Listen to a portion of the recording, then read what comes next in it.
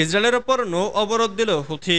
ইয়েমেনের হুথি বিদ্রোহীরা জানিয়েছে, গাজায় ইসরায়েলি শাসক গোষ্ঠীর গণহত্যামূলক অপরাধ বৃদ্ধির প্রক্রিয়ায় তারা ইসরায়েলের হাইফা বন্দরে নৌ অবরোধ আরোপ করেছে। ইয়েমেনি সশস্ত্র বাহিনী সোমবার এক বিবৃতিতে বলেছে, গাজায় ইসরায়েলের অব্যাহত অবরোধ, ফিলিস্তিনি জনগণের দুর্ভিক্ষ এবং আগ্রাসন বন্ধে ইসরায়েলের অস্বীকৃতির প্রক্রিয়ায় এই সিদ্ধান্ত নেওয়া হয়েছে। বিবৃতিতে বলা হয়েছে, ইয়েমেনি সশস্ত্র বাহিনী আল্লাহর উপর নির্ভর করে এবং আল্লাহর উপর ভরসা করে।